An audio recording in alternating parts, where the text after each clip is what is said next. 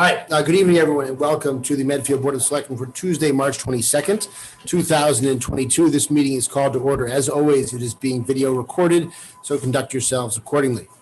We will take a moment of appreciation for our troops serving around the globe in defense of our country.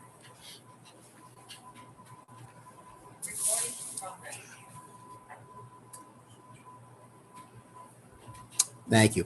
We will not be having an executive session at the conclusion of the regular meeting, contra the agenda. So our first item, Christian Donner and I think James Goldstein, I see him out in Zoom world as well, from the Bay Colony Rail Trail Association to discuss safety improvements at the rail trail crossings and rail trail signage. Yes. Are you talking? Is James talking? James, are you talking? Yes, I am. Thank you. Can you see and hear me okay now? 1 for 2, we can hear you, which is probably fine. Hold on 1 second. How about There we now? go. Okay, Yes, sorry 2 for about 2. that. No worries. So thank you for having us again. Very much appreciate it. I'll be very brief, and I'm hopeful that you have some materials from the Safety Committee, who we met with last Wednesday, the 16th of March, about our plan for the crossings at Harding Street and Farm Street. So we met with the Safety Committee. We presented, I believe you have a handout or a link to the plans where we had suggested 4 flashing beacons at the crossings, one on each approach of each of the 2 intersections, as well as some advanced warning signs, somewhere between 150 and 300 feet prior to the intersections. And we had a good discussion with the Safety Committee about a number of specific issues around the flashing beacons. And they had expressed concern and requested that the advanced warning sign coming down Harding Street towards the intersection where there's a bend in the road and not great visibility also have a flashing beacon, not just an advanced warning sign.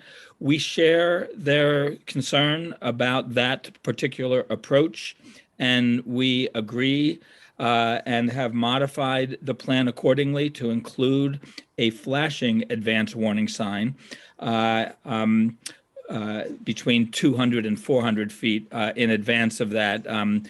Exact location to be determined with the DPW's help. And it's somewhat based on having minimal impact on the nearby neighbors to make sure it's not a nuisance, if you will, in terms of the flashing, particularly at night. We are not this evening discussing other issues like signage on the trail itself, but of course we will have stop signs and advanced stop warning signs on the trail to alert trail users. What we're here this evening for is, I believe, confirmation or approval of the Safety Committee's review of our plan with the additional advanced warning flashing beacon. So I will stop there if that's adequate, and assuming you've been provided the plan drawings, and happy to answer any questions. Great. Thank you. Pete? I thought that the setup looked exceedingly good, actually. It looked very expensive, unfortunately, but it looked very high quality. Yeah, I mean, it is costly, and I should have mentioned this, of course, that the project, not the town, is covering these costs, and they're not insignificant.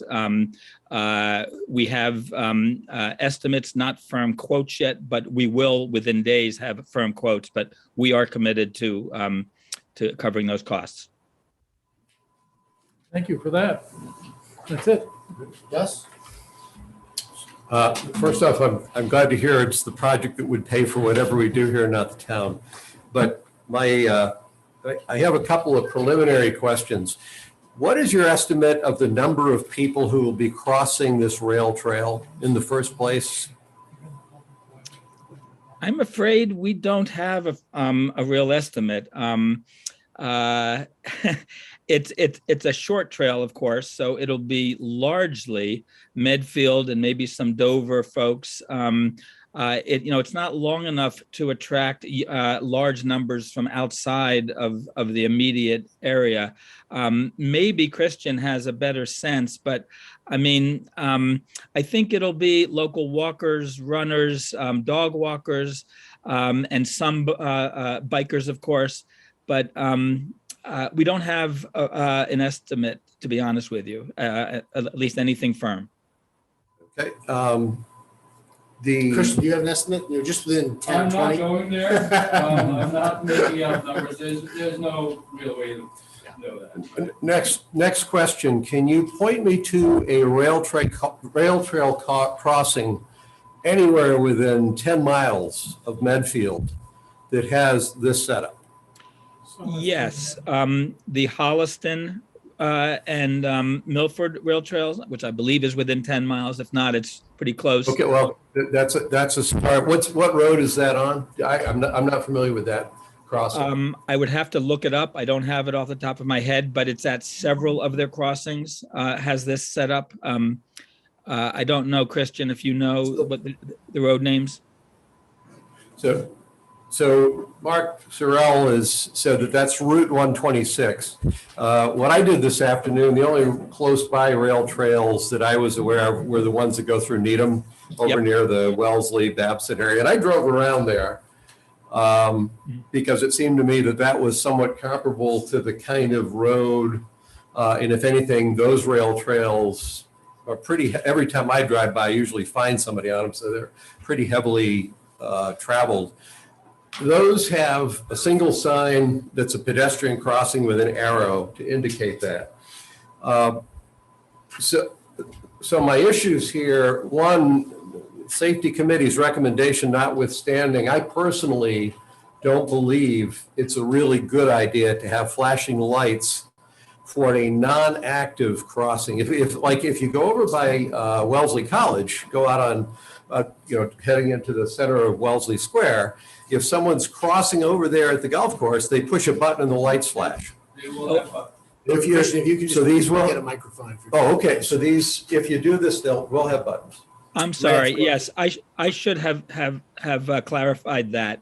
These are button pushed, activated flashing beacons. I should say, however, that we think it would be a good idea to include the possibility in the future of having what they call presence detection activation.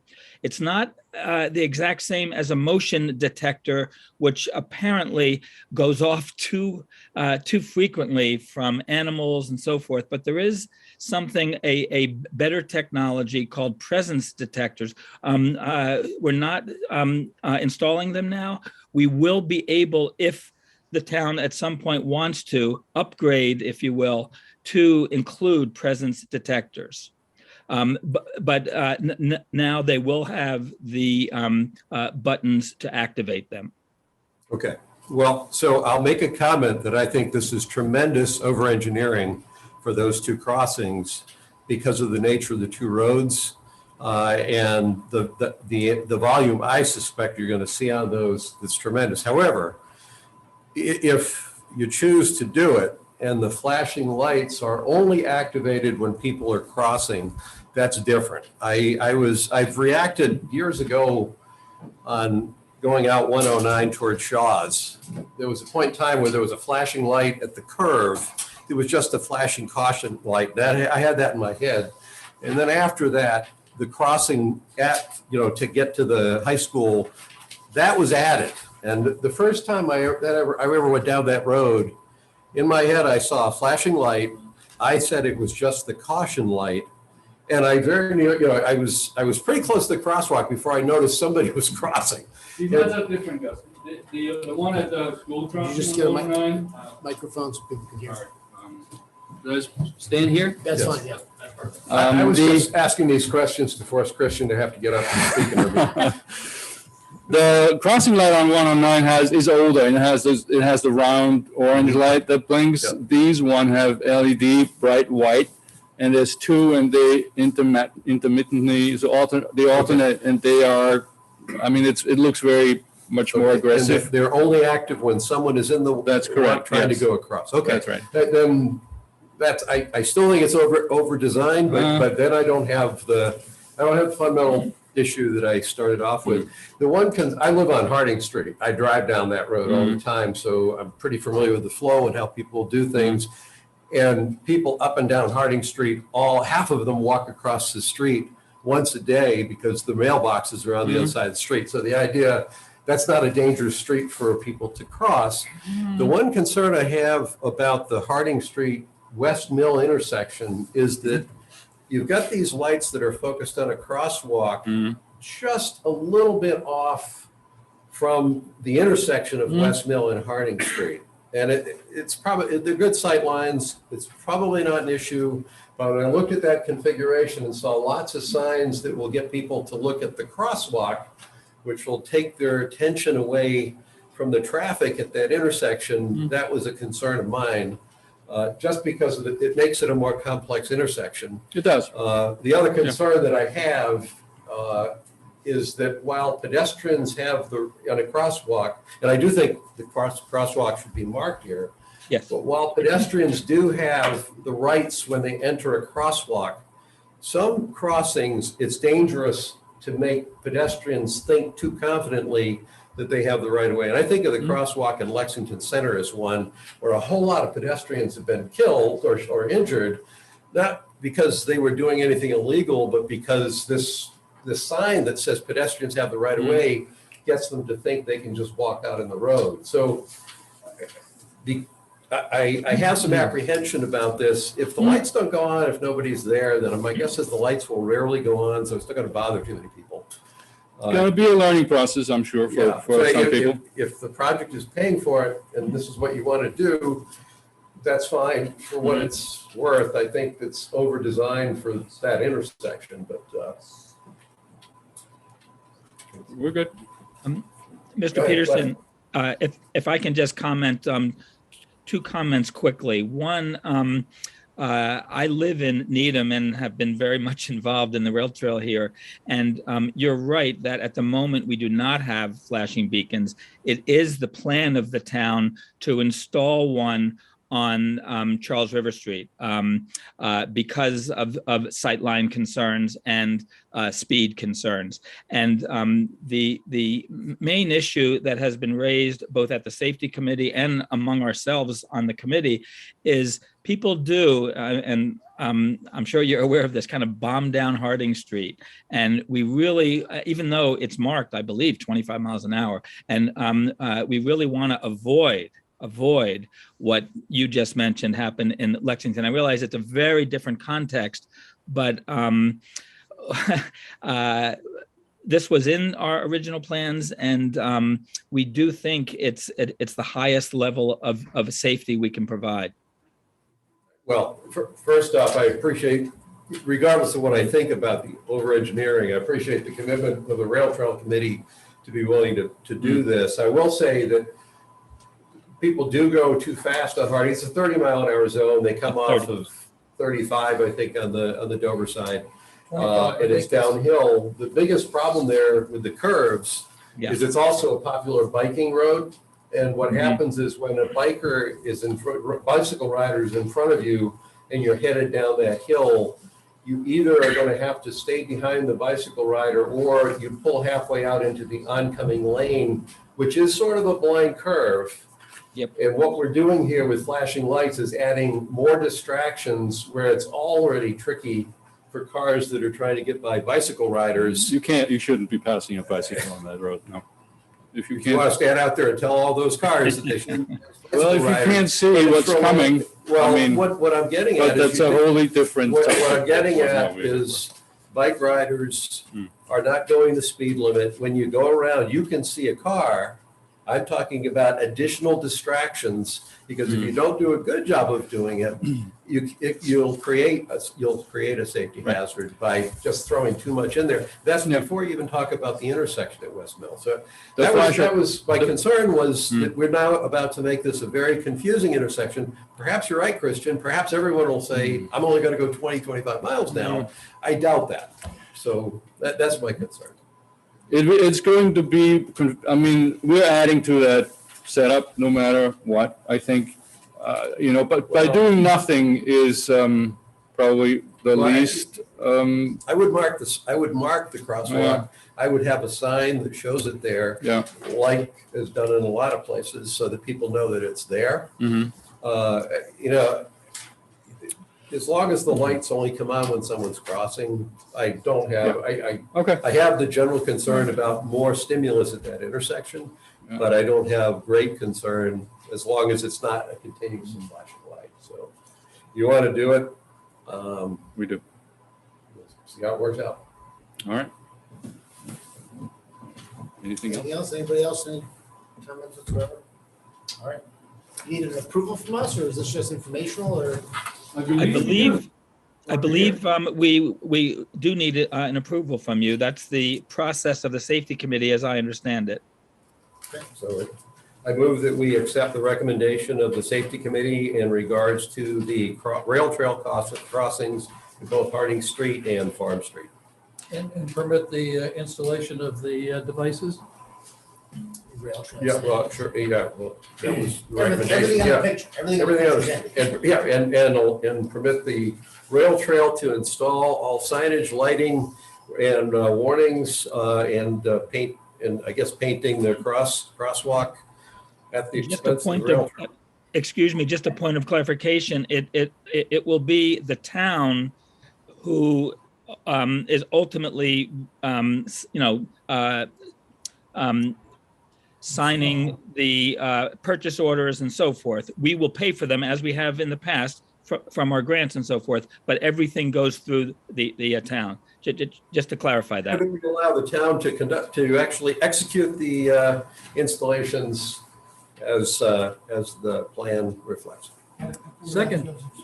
At the I already said that. You already got that. You got that part. Wait, who's paying for it? You have a second? I did. All right, all in favor? Yes. Any opposed? All right. Is there an update, Christian, on when this will be 100% done, ribbons cut, fireworks launched and all that? I'll let James speak to that.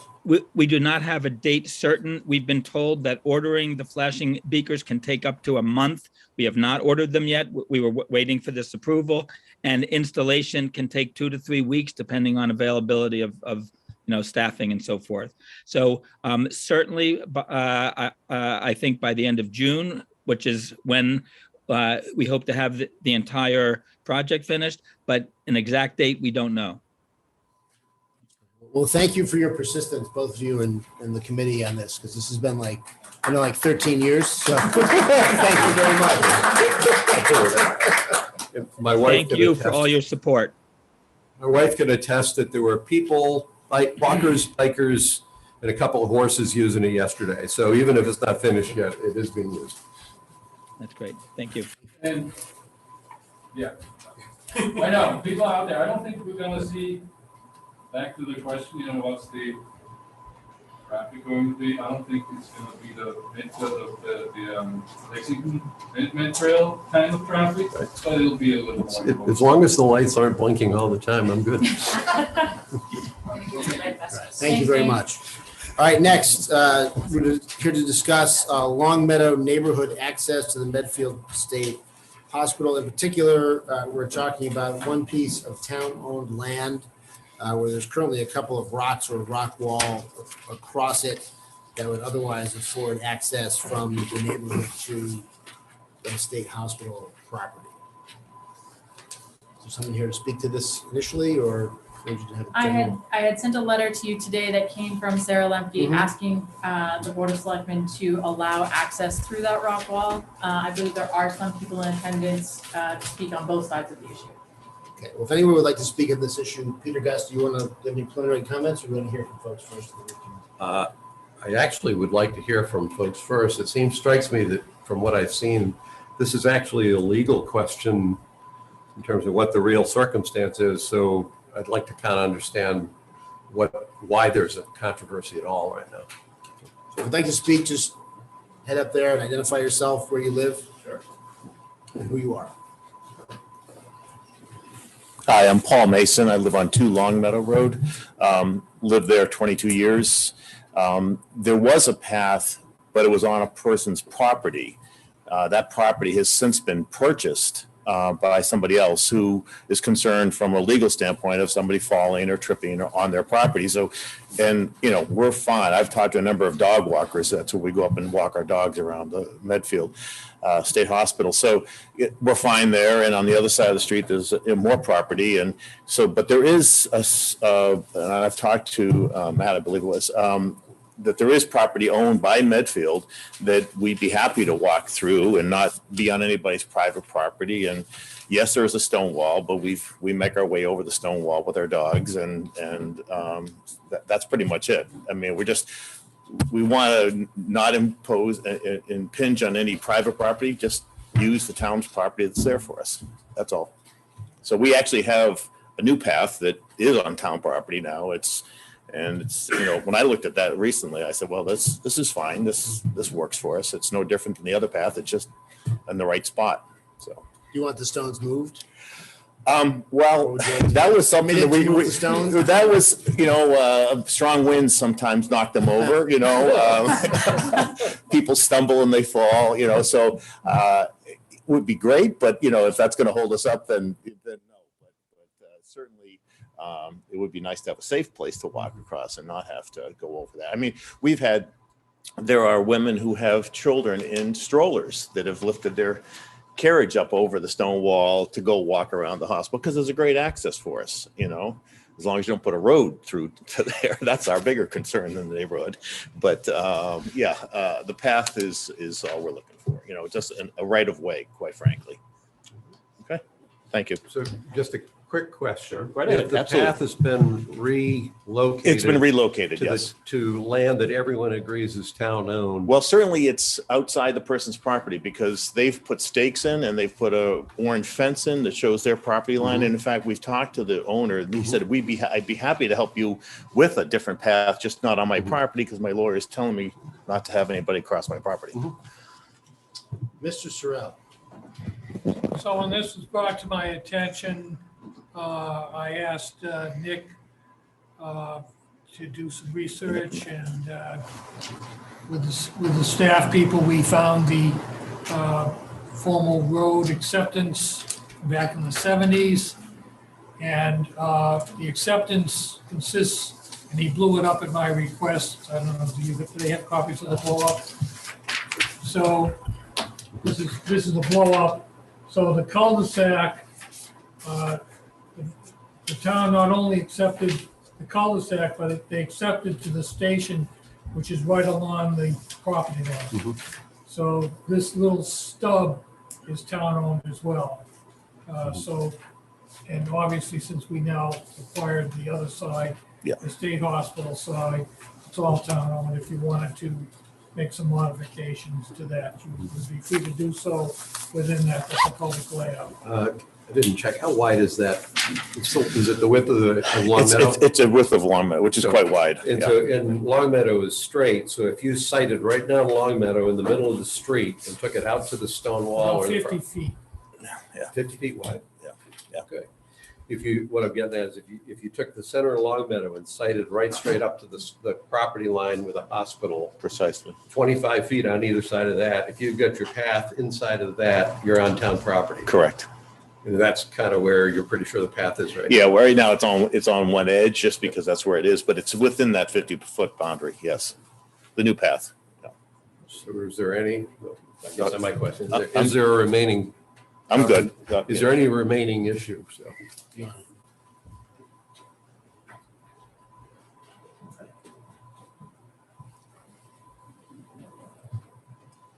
My name is Jill Radoster. I'm at 36 Longmeadow Road. My property actually abuts the state property.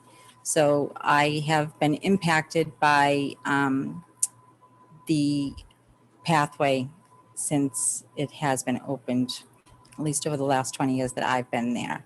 And with the property now being redeveloped, it has opened up a lot of concerns and impacts for our property because we're dealing with dog walkers, not so much in our neighborhood. It has nothing to do with our neighborhood. We're open to having a pathway, letting the neighbors use it, but how do we control from the other side to bringing it back into our neighborhood? Because right now it's impacting animal control, police patrol. I have dogs running all over my property. I've actually put up, with some instruction from animal control to put up a fencing because people are actually walking over my property into my front lawn. So we're dealing with that issue. I'm not opposed to opening something for the neighborhood, but I also need to think about myself as an abutter because once the redevelopment does take place, what does that pose for our neighborhood, bringing the community? It's a two-sided pathway, the way I'm going to look at it, if we do an official opening. So I have some concerns for my own personal property, whether it's safety or, like I said, I have dog walkers that there's dogs nowhere to be, the owner's nowhere to be found, and I have dogs running through my yard. I have people walking through my front yard that have come over the rock wall. Not our neighbors. Everybody's been very respectful in that, but that poses a concern for me as being an abutter to So are you the farther development. up? You're not one of the I'm two? one of two houses. One of the two at the I very end of the am, cul-de-sac? yes. Okay, I've been there okay, for 20 years. Okay. Yeah. So that's what we're dealing with right now. So Mm-hmm. right now we have a temporary fence to try to deter what's happening and has been happening since the pandemic. I think it's increased because of the amount of dog walkers there. I did note that the town did post a lot of different off-leash. There's a lot of off-leash in this open area. Within the pod, you have to have a dog on leash, but it's not happening. So it's a major concern for us and our safety. And, if we do decide to open this up as, I'm not opposed to it. It's just I have to think about my own family life, my livelihood, and how that will impact me personally. And safety wise, each season it brings a totally different, I guess each season it brings something different to the cul-de-sac. We have kids, teenagers that are up there parking, trying to break into, some of the buildings. There's been vandalism on my property. I've had police there at night. I've had police running through my property. So it's not just Medfield, it's been Dover too. So there's concerns for that. And like I said, I'm not opposed to it, but to have something go straight up the middle, that will be so significant, a significant impact for me. And I know for the neighborhood as we redevelop this hospital for 334, that's going to open this up to, people coming and sharing our community. So Yeah, I don't That's- think, there's no discussion about anything more than having kind of the informal kind of a path. okay, It's already, there's nothing coming up. I don't think there's anything coming straight up the middle from either direction. okay, I actually think when the hospital is redeveloped, because Mhm. people will be living there. yes. Right now, it's kind of a nice dog walking place because it feels like you're in a town, but Mhm. only dogs are there. Dogs are there and not their owners. Yeah, well, yeah. That's what we're Bill, dealing with. Bill's brought the same thing up with dogs that are running so far loose that they're not even staying on the hospital property. They're coming. No, we've had stray dogs that we had Jen Cronin from Animal Control come up and take them from our property to try to find owners. So that's what we're dealing with. Mhm. I'm not opposed to opening up a pathway. It's just on the other side, what does it look like to the community? And it's going to be inviting. So that's really where our stance is and concerns. So And you have Maybe kids that posters. actually go and one thing, I took a drive there today just so I knew Yes. what we were talking about.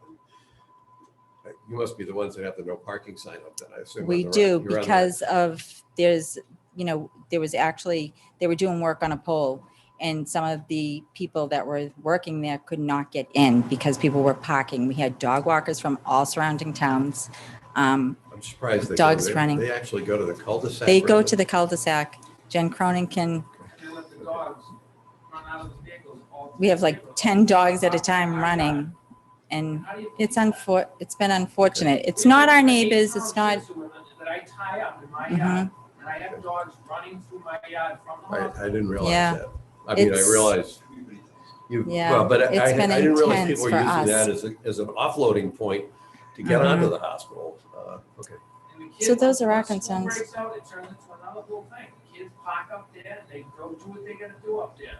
each I had to season it clean up poses. beer cans and, I mean, listen, I could talk Mhm. for hours on this, but no one sees that from the rest of the neighborhood. Right, yeah.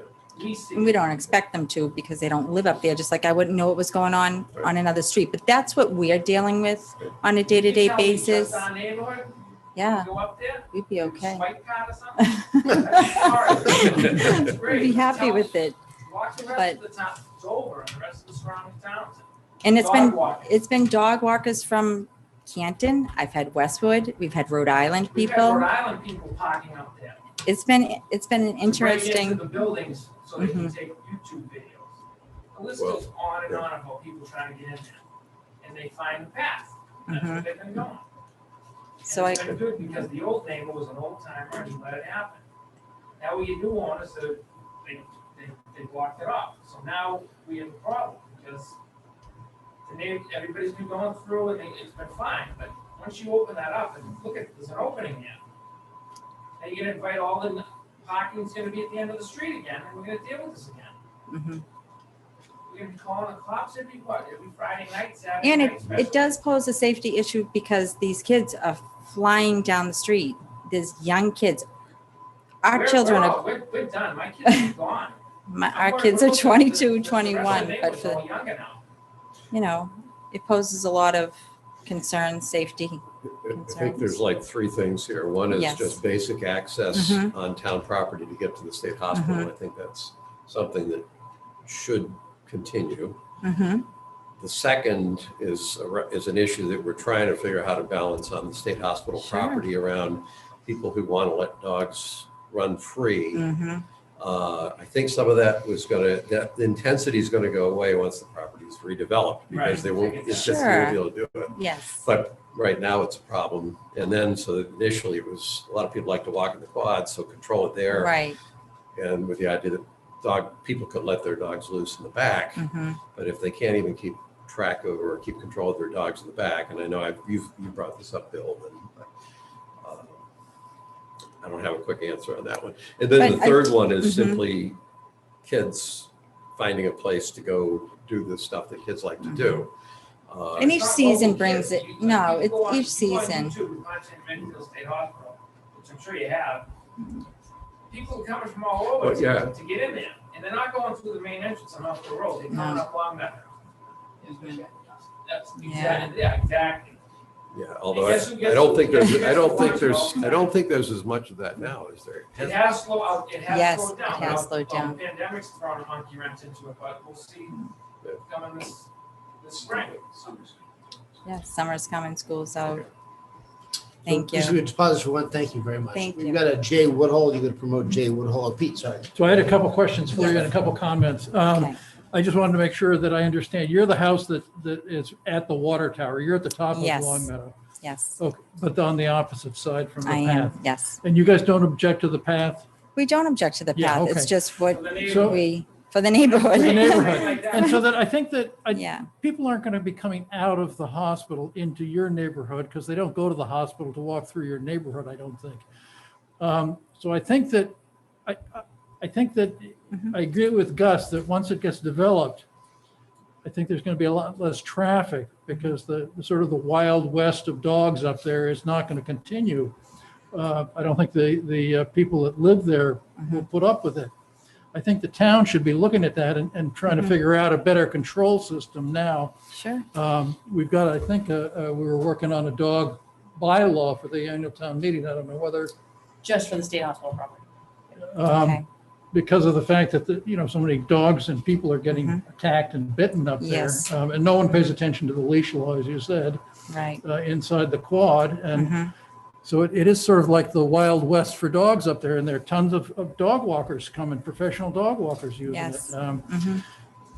I think that ultimately it's going to get solved by the development. But you have an immediate problem with people parking there.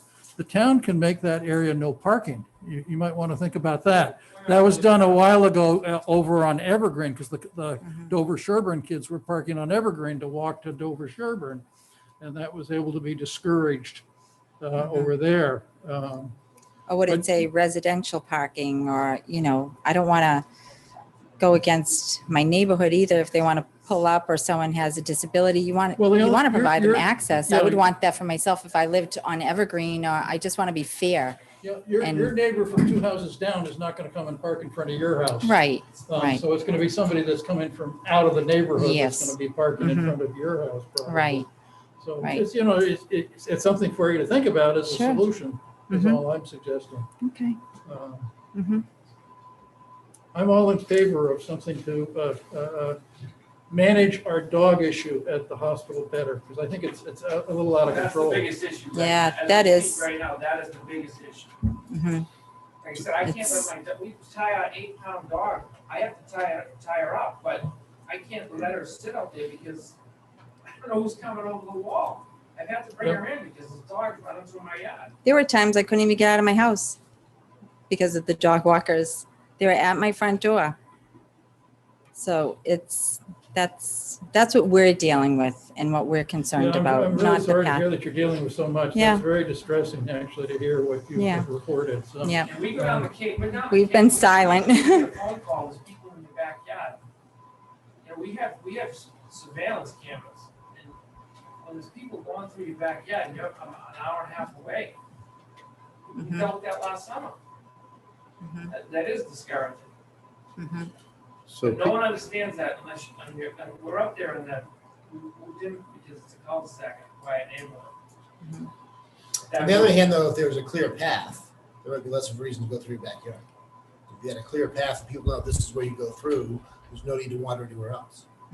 Right? So if the people are going through your backyard because they think that's the cutoff, the way to get to the hospital. I if don't there's a think they clear go path, through they this say, backyard for a Yeah. cutoff. They're just, When they, Yeah. what was the couple, the old couple, people get lost up there, they go Yeah. up there. What was the couple you saw walking through our I know, they backyard? walked right up my driveway. I was like, is everything okay? But Because if you're up there, when they did the, I think it was for the water tower, the piping, the way they graded it, it looks like an entrance heading towards our property. So we watch people walk through our backyard to get out onto Longmeadow. And I have put no trespassing signs, it doesn't work. I had a guy walk through my yard last Friday, right past my fences that I had, walked onto my yard. which Front put it up yard. the middle, Put it on a little path that's there now. He went right around my fences, jumped the wall. I had to turn around, come back and tell him, "Hey, you're on private property." He was from Dover. And it's like, You didn't even have to say that. That goes without saying. Yeah, no question about it. it's not Medfield. Yeah. It's not our neighbors. It's not our community. Yeah. we're the easiest way to get to the hospital from Dover. So to Pete's point, I think I may have to take some responsibility for that article that he was talking about. I think I'm the guy that pushed that on there. oh, I want that too, Gus. I want that. Well, I think I've been characteristically, I've been more obnoxious about things I push for than Pete. He's a lot nicer. The reason I bring that up is that I recognize I need to take some initiative on this to get probably with Jen and John and anyone else who has input. So the reason I'm bringing this up is if there's like some of this, I've heard from Bill about Yes. a dog getting in and getting to people's chickens. I haven't heard about so many dogs you can't get out of your house. That's a little different. We talked about two things as a result of an incident that occurred up there about 6 months ago with some ladies that were out walking. The leash issue inside the quad the signs showed up there, but we still have the problem of enforcement. So that's why the bylaw needs to partially give the town the power to enforce things. The other idea that we talked about, and what we're trying to do is find a balance between requiring leashes at certain spots on the hospital versus people who want to let their dogs run. Right. Because most people that want to have their dogs run, the dogs are nice, the people are nice, and they take Yep. care of it. We didn't want to just kind of clamp some absolute leash requirement down. On the other hand, I guess I would appreciate hearing just your thoughts about what the right, what you would like to see or what you think might work, because maybe we have to make, the side of the hospital that's adjacent to the residences, maybe that's also leash only between us and the road going down to the for Sherborne High School. So anything on the riverside is okay, everything on that side is not. The other thing we've talked about is having a mandatory reporting requirement. So any incident, whether between two people, a dog owner and someone else, if either one of those people feels that an incident needs to be reported, doesn't mean it's a violation or anything, but if there's something that comes up and either person wants it to be reported, it's kind of like an accident. You exchange names, addresses, name of dog, all that stuff, and it all gets filed and put probably in a box somewhere there on the site, so that the animal control officer can look at it and can kind of follow up and investigate. If someone isn't willing to do that, then what happens is you wind up giving them a letter of disinvite and say, don't come back.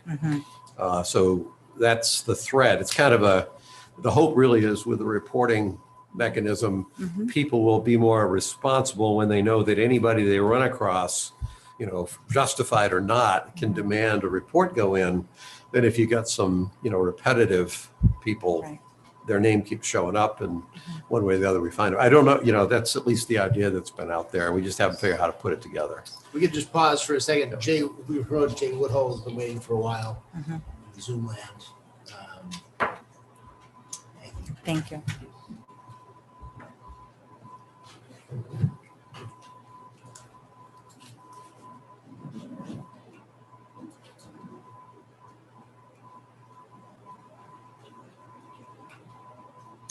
You just unmute and state your name and where you live, please. Yes, this is John Woodhull. I live at 160 Harding Street in Medfield. Welcome. Are you hearing me now? We are hearing you. Okay, good. Go ahead.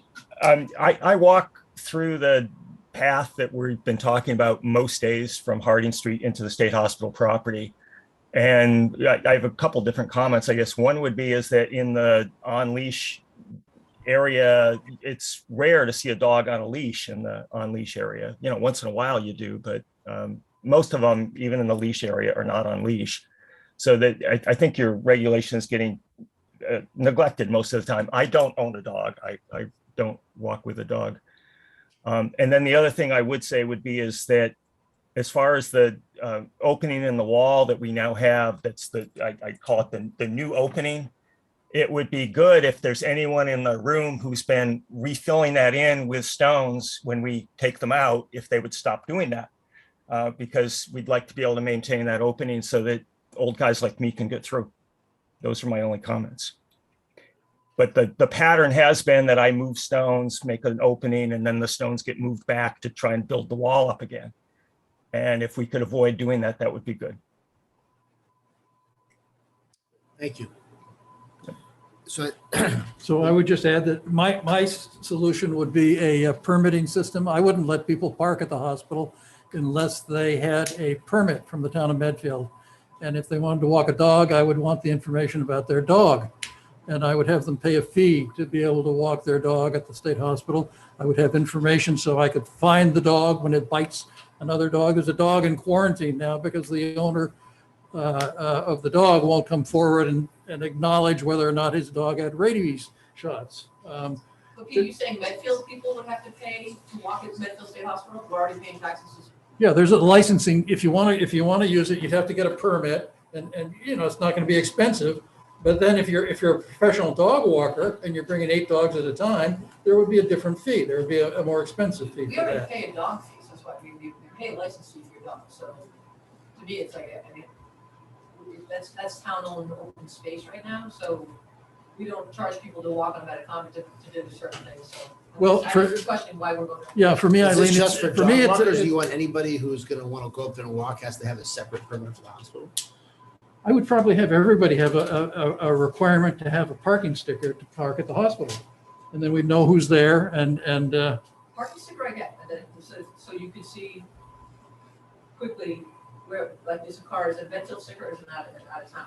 But then you start to charge people to walk up there, you know, I won't go there. There's a lot of cost involved with all the dog walking that goes there. I mean, I don't know if you've been up there to see I have this dogs weekend, up there. the dog poop was just overflowing out of the trash bags up All there. right, so I'm gonna cabin this back to the agenda item here. Yeah. And I think we can get to the solving the dog problem up at State Hospital, which we've been solving for about 10 years. We can continue solving that for the next few And that's years. how we have a good attendance at our annual town meeting. Yeah, but so here's what I would say though about this question. I mean, it seems to me, I get all your concerns, which a lot of it are a combination of manners and law enforcement, right? They're not really, I don't think it's really related to the path. I don't think the stone wall, one way or the other, is going to keep people from wandering in your backyard. It's not going to keep, rowdy gangs of teenagers from doing what they're doing. And I understand. I live on a busy street. I've got a town easement to park in front of my house. I got a wonderful collection of beer cans and nips and things and whatnot in my yard.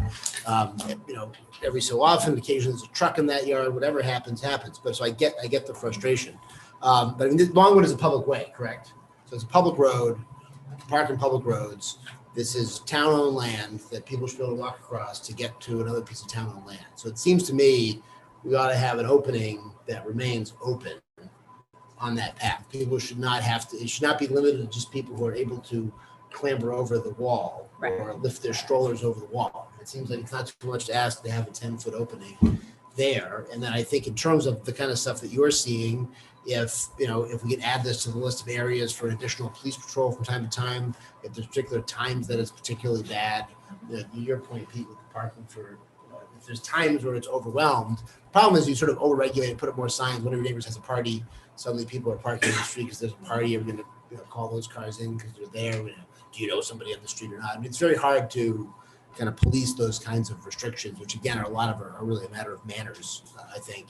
I mean, I think the issue with the grading of the water tower looking like it's a path into your yard, that might be something that I'll have Mo take a look. we at could that. look at and see if there's a way to make it, because that would make sense. If they grade it in such a way that now it looks like it's a continuation of the hospital, we might be able to put something there that would really shun people into the path, right? Because people can walk through the path as opposed to wandering around.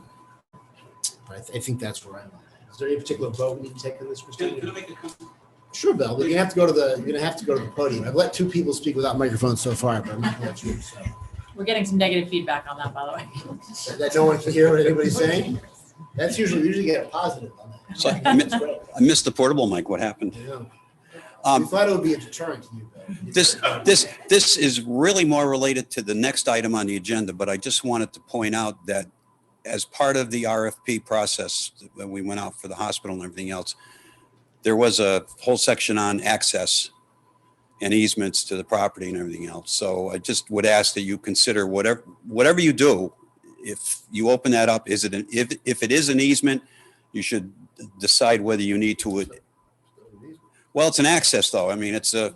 We don't need an easement because we actually own the property. All right, but it's an access. It will be an access to the Trinity property, and all I'm asking is that you at least explore it initially, whether you should, as part of your process in the PDA or in the LDA, at least identify that as an access or not. I mean, it's a simple. I think it's a simple request. Just keep in mind that you've put another entrance into the hospital property that's not there now and was not revealed to Trinity when you sent the RFP out. We're not putting an entrance into the. Of course it is. Property. It's town property that connects to more town property and people walk. It's town property that connects just like the town property that connects to the state. It could be a pedestrian access if you want. I'm just saying, just consider whether it should be identified or not. I think it's a pretty simple request. Thank you. Thank you, Bill. All right. Anything else on this? All right, one comment here from Brittany Hardiman.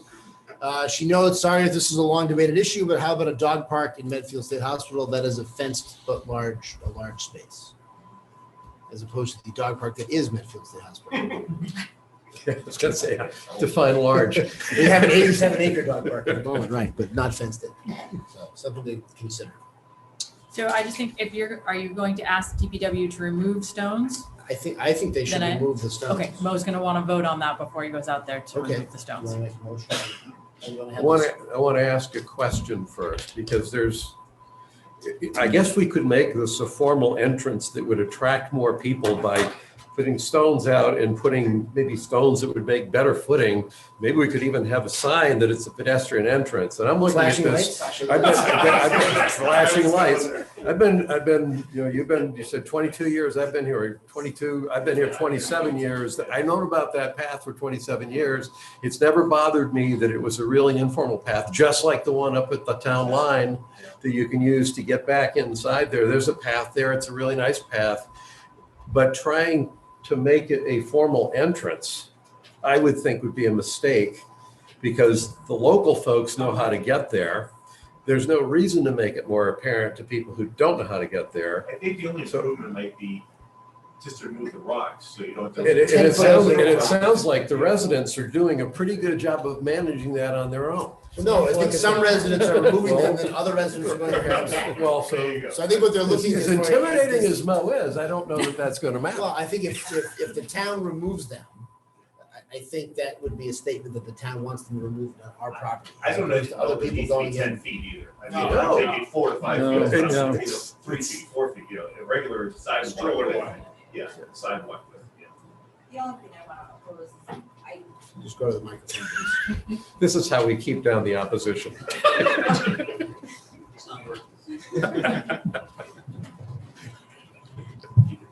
The only thing I would like to oppose is to put it right down the middle, because then that is open to the visibility of, the state hospital looking in. So wherever we have this new pathway, it's clearly inconspicuous to us that we don't see it, and nobody else on the other side has, I guess, broken through there How about yet. if you I'm put it not at sure. an angle so that so you don't see it when you're looking Right. down It's only from the 10 hospital? Right. Like, that's where it's at. It is, okay. There Okay. already is a relocated path that's kind of done Okay, that, that's not in the so middle, that's on the perfect. edge. And Okay. that's an angle. Okay, So if that, it's like, Great. as long as you can get in, all right. I think. I'm good with that. All right. We might want to. Thank We don't usually Yeah. make this much progress this fast in these meetings. This is I good. think we should give Mo a formal vote that we want to clear. In other words, that We for the want na- him for to the- do it. for the- well, or the neighbors can remove it, but we're saying the people who are removing it are doing what we want them to do. And the people who are putting it back aren't doing what we want them to do. I We will- want it to be open. So whether it's Mo, whether it's a coalition of neighbors and moms with strollers or whatever it is, but we're saying we own the property. And so right now, there's a little back and forth between people removing the rocks and putting the rocks back. Let me try this out. So I move that we reestablish the path at the end of Longmeadow to be on town-owned property in the general location where that path has relocated itself. And should the residents of the Longmeadow area have the need of DPW support in their efforts to create that path, we would have DPW provide that support if that is needed. Perfect. Is that good? I'm getting all nods of yes. I never get this many Because nods it's of somewhat yes. camouflage now, Yeah. the way it is. It's Okay. good. It's Okay. not really. Okay. Do you want anything about booby traps that only the local neighbors know? we'll keep that for the executive. Okay, we'll let session. those kids from Dover, those kids from Dover have bad taste in wine too, incidentally, all of them. Do we have a second? Second, All in favor? Aye. Any opposed? All right. Well, that's crystal clear guidance from Mo. And Yeah. So thank you. Putting that together, you cannot, there's no leakage in that motion whatsoever. Well done. All right. You all realize this is Mike's last meeting of his entire career. Yeah. All right. Next, we have discuss and potential vote to, Christine, can we promote Todd? Yes. And whoever else is going to. So this, just so everyone knows, This discussion has a hard stop at 9 o'clock, so we only have 62 minutes to discuss this next agenda item. I hope we don't need that much time, but if we do, that's all there's going to be for this one. So anyway, this is a discuss and potential vote to approve and sign the provisional designation agreement with Trinity Acquisitions LLC. The provisional designation agreement will start the due diligence period related to Trinity's proposed redevelopment of Medfield State Hospital. One thing to note at the outset, I was asked to note that in this agreement, which we're proposing to sign tonight, it defines the project area as essentially the full hospital campus. We have agreed with Trinity that the town is going to hold on to the green, the arboretum, and the north field, but we don't have the requisite surveying actual meets and bounds, correct, to have a new map. We need a new map. We need a new map, and Trinity would like to have some further discussion Further about discussion, it, but right. we've made our position. We've made our clear, we want to take those out. They're aware of that position. It's going to go in as it is now, but the expectation is that's going to be further discussed in the next round. But so I was asked by Todd to note that. Todd, welcome. How are you? Good evening. I'm well, thank you. California looks great. Yeah, can't you tell? It's beautiful. Terrific. You can tell. Yeah, it's exactly beautiful. It's 74 degrees right. inside my hotel room. All right. What do you have? Any opening remarks here? Any opening comments? Well, I would just say, you'll recall back in November, the Selectmen designated the Trinity proposal as most advantageous and authorized the Development Committee to begin work on the preliminary agreement with Trinity. And, that agreement is designed to, get to due diligence and open up a months-long process of increased due diligence by Trinity and by the town, leading up to a special town meeting where the people of the town can vote on the disposition question. So I would say it's taken us longer to get to this point, even though it's preliminary. There's been some very deliberate legal work, both on behalf of the town and on behalf of Trinity. And, I think all parties are ready to go once this can be executed. Trinity has lined up all of their technical experts and is eager to get started on their next phase. On the development committee side, we have some experts of our own. We've got a communications and information plan that we've worked out to make sure people in town understand, what's happening over the next few months and potentially town meeting in June. And, we're all ready to go once the agreement can be signed. Thank you. Pete, comments or questions? Nothing at this point. Gus, comments or No, questions? Todd, I do, and I had more time today, I would probably wouldn't done me any good if you're in California, but I had actually wanted to try to just connect with you before this meeting to make sure I understood some things in my head. Bill Massaro had done some reviews of the PDA and sent some questions, and even though I didn't incorporate all of what you sent, Bill, the one thing that prompted me to do was to step back and read the PDA yet again, very slowly. And I realized when I read it, there's a good chance that as I've explained this process and how it works and how it links with the special town meeting, I may not have represented the situation quite as clearly. I thought I was representing it as I clearly understood it, and I realized maybe I didn't clearly understand it quite as well as I thought I did. So let me just walk through this process. I'm doing this for everybody that's listening here to confirm my understanding and or to get your refinement.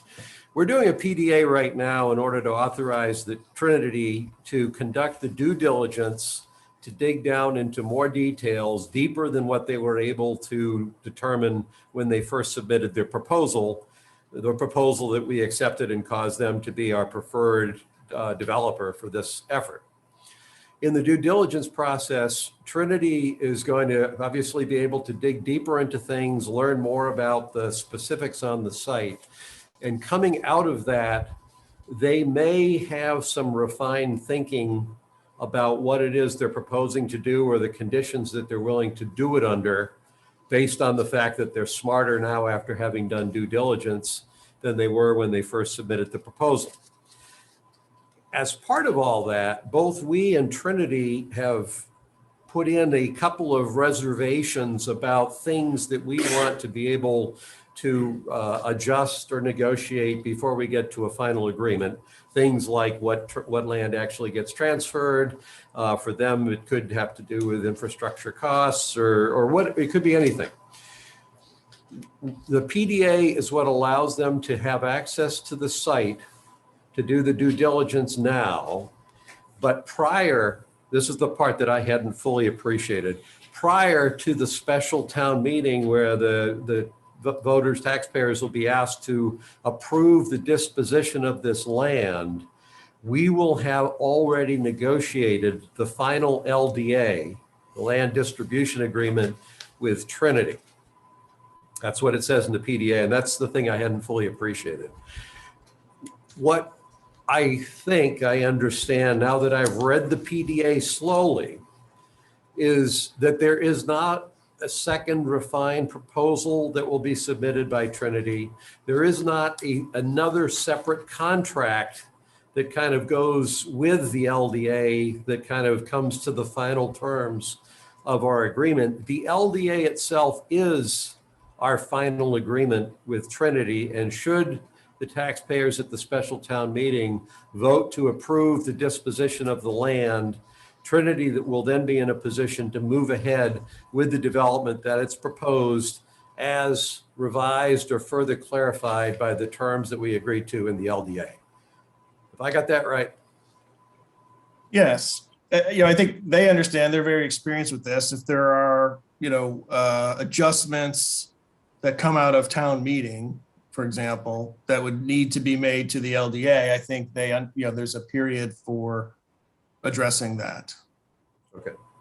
But my point is the final LDA, as the PDA calls out, is the one we go into the town meeting with.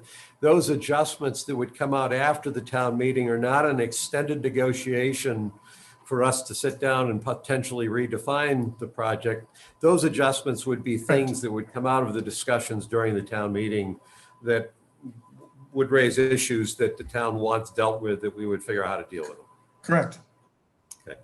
And then, and I don't know if this is where you're going, but I mean that the property does not get then transferred to Trinity, the day after special town meeting, if it were to pass. I mean, that opens up a permitting process, which, Nick can probably speak better to than I can, but is, probably 18 months of getting approval. So I would presume that the question for town meeting would be framed in such a way as, what would be voted on would be, development of the project in accordance with the proposal and the LDA.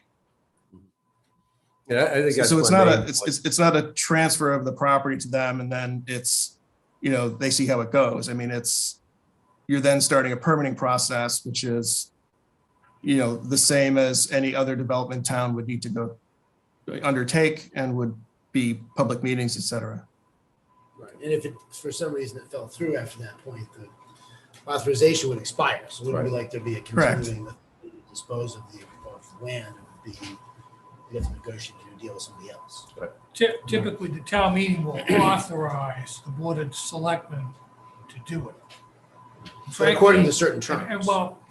And frankly, that's all town meeting can do. They can't direct the board of selectmen. The board of selectmen on a land deal are free to do it or not on their own determination of what's in the town's best interest. Yep. So it's just the authority to do it. I think where I got cross-threaded in my own representation of this to a few people is the technical article is the town authorizing the selectmen to sell the land. And I'd heard comments made about, well, the town will decide whether they want to accept the proposal. And it's not exactly, that's not exactly what the vote is, although your decision about whether you'll authorize the town to sell the land is going to be reflecting your opinion of the proposal. So You it's could a have a subtle. blanket authority, or you could have a very specific condition Right. authority. And I'm guessing it's gonna be more the latter. Right. Okay, Pete, you have nothing? that's it. Comments? Mr. Massaro? You could identify yourself and where you live, please? I neglected to ask you to do that the last time. I don't live on Longmeadow. However, I live on 36 Evergreen Way, Bill Massaro.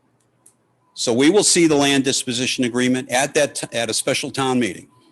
At that same special town meeting, if I understood what I read correctly, the developer will also present his plan. That's what it says. Developer will present his plan at town meeting.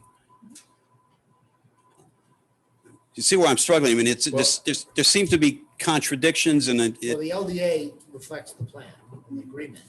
Presumably the developer's plan is going to be presented to the town meeting. The way the PDA is written, the developer will be presenting at the town meeting. Right. And it's a special town meeting, it's not the annual town meeting. No, I understand. Still scheduled for roughly in the fall. Is that what the current plan is? We're shooting for the end of June. For approval of the land disposition agreement.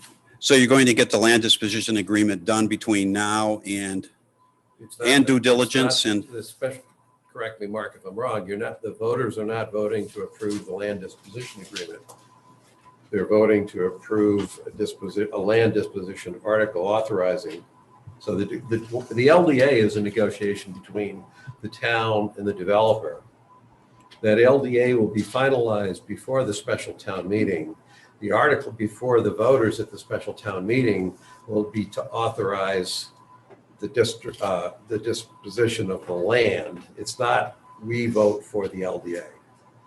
No, but again, you're going to write the article, but the article can say consistent with the LDA. Absolutely. I mean, Absolutely. It's not a blanket you can sell. I'm You talking can't turn about around the next day and sell it to legally somebody approved, else right, for a different right. plan at a That's different correct. price. It's going to be the deal that's reflected in the LDA. So 2 points. First to that one, we've had the experience with several properties on Ice House Road and limited authorization, and the fact that you, the Board of Selectmen, didn't have sufficient authorization, we had to go back. So that's analogous. Secondly, my major contribution to this is paragraph 22, where I wanted to make it very clear that this is a preliminary document and the town's obligations were very limited, and was contemplated that there would be an LDA, which would be the final operative document, and the town's obligation was simply to act in good faith to try to make that happen. So this is a preliminary document. So one of the questions I had in my list of comments here was, I was very happy, by the way, to hear about the retention of the property. I mean, that's one of the things that I've been arguing, you know, the 3 areas. It's one of the things I've been arguing for, is to keep it, at least for the advantage of the town, as opposed to the advantage of the developer who wasn't proposing to use it at the time. There is language in there, however, that limits the use of that property. And I would hope that we would have looked at that language. So you may have it retained by the town, but there were conditions in there as to what the town can do with the property. And I would. And there's zoning limitations too. Yeah.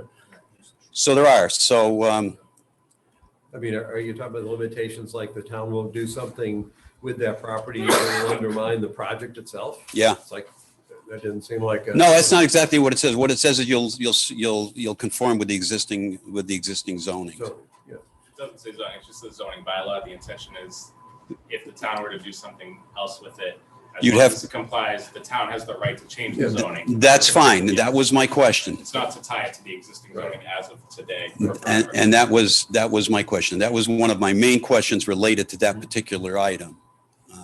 And you can see it is not clear from the, I don't think, from the Concern was language. that the town might do something that would imperil their tax credits. We conveyed that would not be our intention. That was a separate clause. I did see that clause. But again, this particular clause just said in accordance with the zoning or whatever. And my question was, are we talking about the existing zoning, or are we talking about, now I understand the existing zoning can be changed. You go before the planning board, whatever. There'll be site plan reviews and everything else. I have no objection to that. I just wanted to make sure we weren't restricting The same issue- ourselves. The same question that occurred to you occurred to me when I read it, but when I read it, my interpretation was, yeah, you do what's consistent with the zoning, but zoning can be changed, so. Yeah, We had a different reaction even to what that actually said. I tend to read contracts in my experience as to what might be misunderstood, as opposed to that they're going to think like I thought when I wrote it or whatever. So that's been my experience. Well, again, several of the suggestions that I made for what to approach during the negotiations that you have. One of the issues I am concerned about is to not go in with a preset language that says we've accepted the maximum price or we recognize what the maximum price we're going to get is. And because if you read the language, it's, I hesitate to say some of this stuff, but if you read the language that's in there right now, it essentially says, we recognize that the price may be reduced. And my first reaction to that was, if you're going to say the price might be reduced, you should also hold out the opportunity that the price might be increased. There are opportunities in there to look at perhaps increasing the price.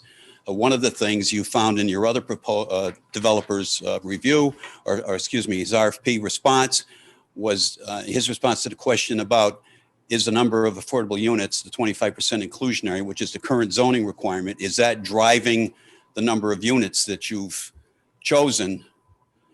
And the answer was yes, it is. And if the number were reduced to fewer affordables, I could reduce to fewer market rate units. Mm-hmm. And I would have hoped that that same question would have been asked of Trinity, at least be asked during the negotiations, so that all of your negotiations should not be at limiting the number of or the amount of the reductions that you get, but it should also be looking for opportunities to raise the price that you're getting. You know, yeah. So I think that's I think that's a reasonable response. One should not go into negotiations from the feeling that we're asking too much, or that's more money than we ever dreamed we were going to get, and we shouldn't go on and try to get a better price for it. You know what that property is worth for a different kind of development, which I think no one in their right mind would want. But it was, you know, I mean, people are going to have a chance to decide that in the town meeting. They will. They will. And again, that's, again, what I'm driving through was how many times do we get to see what's being presented? At what level is it being presented? Is there a yes or no choice before you're into the final LDA? And the answer, I guess, is no. No, yes, there's a yes or no on the final LDA.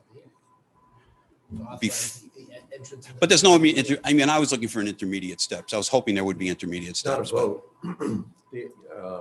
Todd, we're ignoring you, and I guess you should. No, I'm just listening. So I don't, I don't have a lot to add. I think, Bill, your comments are always helpful. I think for a project like this, I mean, there will be, hearings on, the, building this, it'll be historic rehab, right? So aside from all the federal and state reviews, there will be local reviews. So I think, realistically, one cannot get to the point where all of that is totally flushed out and vetted prior to giving site control to a developer. So, I think the process we're using has been used in many other, situations like this, to have a preliminary agreement that then gets fleshed out over several months of due diligence, so that a coherent proposal is being made at town meeting, for a vote, whatever conditions may be attached to that vote. And if the vote is yes, and the developer does what they said they were going to do, there's not really an opportunity to go back and say we changed our mind and the answer is no now. But there still will be an extensive permitting process. Still, like any development, which obviously is also. Yes, but the permitting process will essentially probably will not affect the price that the town is getting. It will not affect most of the things that are involved there. So I mean that's fine. That'll give residents the opportunity to realize what is going there, and what the, and speak against it, perhaps modify some of the things that are being done and everything else. But in general, the shape of the deal will have already been made.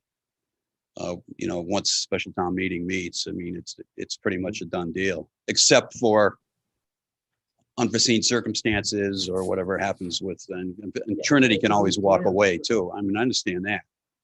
Bill, I don't know if this helps, it addresses your issue, and this is certainly a personal perspective, but the issue, there's some formal things that if people want to challenge, you can go through permitting. There's steps that are the formal process, but I'm not sure if that's what you're asking exactly. if we go to, when we go to the special town meeting, I think that the development committee will want to go into that special town meeting with a high degree of confidence that there's a really good chance that we'll get approval. So it's not like, well, here's the formula, we do this meeting and this meeting and this meeting. Once that's done and the activity is checked off the box, then it's town meeting and we turn the 8-ball up to see whether it says yes or no. I actually think, so I'm speaking for the development committee, but I think I'm in bounds here, Todd. I think development committee is going to be trying to sense what the views of the town are, and is going to be looking through the information sessions that we're scheduling and planning to hold, that we're going to try to build a level of comfort that people understand at least as much as they want to understand. That if there are any lingering serious doubts out there, that we've at least done our level best to recognize them, address them, explain them. And, you know, in any town this big, not everybody is going to be in agreement with everything that we wind up with. But the point is, you don't want to pull the trigger on that special town meeting until you're confident that you're going to get the positive response. So I think that's going to drive some of the things that you're looking to have be on a schedule. I think are going to be influenced by exactly where the town is at and what kind of feedback we get that gives us indications of how much effort we have to put into pedaling the bike uphill. So by the time we get to special town meeting, as long as it's also a two-way street, right? Because obviously Trinity is not going to remain tied up in this deal forever. Right. They're not going to say, Medfield, you know, that deal's on the table for the next 10 years. Right. You feel most comfortable just come along with our money. So it's well, everything you say is true, but at the same time, that's a business reality for them. We have to respect that they bid on this, and so. And I think the reality is people will get an up or down vote on it. They vote yes, it goes ahead. If you vote no, the 87-acre dog park continues for a while longer. We move to something else. I think that's kind of how the process works, right? People will oppose it and say it's against it. The question I've always had was the issues of transparency between the workings of the committee and the developer or whatever the project might be and everything else. And what is the public been informed of throughout that process, other than simply a campaign to sway opinion as opposed to sitting there and just presenting information? We always seem to wind up with simply a yes or no. I mean, whether it's the school or whatever we've discussed winds up as a yes or no decision, whether it was the town garage or whether the alternatives. I don't see an alternative here. I mean, we certainly don't have an alternative for a developer. You can't have a town meeting every 3 weeks and vote on it. No, but I guess I'm interested. You know, I mean, at some point though, this is a complicated agreement that Trinity is proposing to do. And we have to do the yes or no vote. And listen, so as complicated as it is, we're doing it in what, 2 months or 3 months? And we're making a decision that's affecting the town for the next 100 years. It's also at the end of a pretty long process. And wait, please. And we're doing it with a series of meetings and public information meetings and hearings, whatever, with information sessions that are going to be conducted from June through August. From April until June. Well, sorry, April, yes. From April until June, okay. All right, fine. And all right, I'm sorry, I take that back. I also just want to comment, Bill, and I don't know if your remarks were specifically addressing the development committee or not, but I mean, you know, because you've attended all the meetings. No, they weren't, by the way. They weren't. Not specific, okay. No. So I will just say, you know, for the record, it's important for us to conduct these sessions going forward, but we've done our best thus far, including taking comments on the RFP, which is not, was not required under the state's, 30B rules. And we also, invited the public to the developer interviews and to comment on the proposals, which were posted on the town's website. And I'm certainly not saying it begins and ends there, but I think we've been aware of the importance of this project to the town from the beginning. And, Mike, we can joke about it because when you asked me to chair the committee, I said, okay, 6 months, right? And now we're 3 years in. So, Well, you forgive me, but seniority, that doesn't sway me. I'm entering my 13th year on the hospital here. So, I'd be more than happy to back out after 2 or 3 or 4 or whatever. I think there are some people who would be content to talk about what we might do at the hospital from now until rapture. But at some point, I think there are a lot of people in the town who would like an opportunity to vote on yes or no on a specific project. And the reality is, I'm going to let you go a little bit more because we have till 9 o'clock. But I think this proposal that we're voting on is not kind of completely out of the blue, right? We got 2 proposals, both of which, frankly, you could have predicted 5 years ago is what the proposals would look like. Right, a proposal that was going to save the buildings would not have a lot of other consideration coming to the town. That's an expensive project to save the buildings, and that most of the consideration to the town in that kind of a project is going to come in terms of removing the liability of the ongoing ownership of the buildings, and then the architectural aesthetic historic benefit of maintaining the buildings. Right, that's exactly what we got. And we got another proposal that wouldn't maintain the buildings, that is vastly more lucrative, and that frankly is probably there at any time.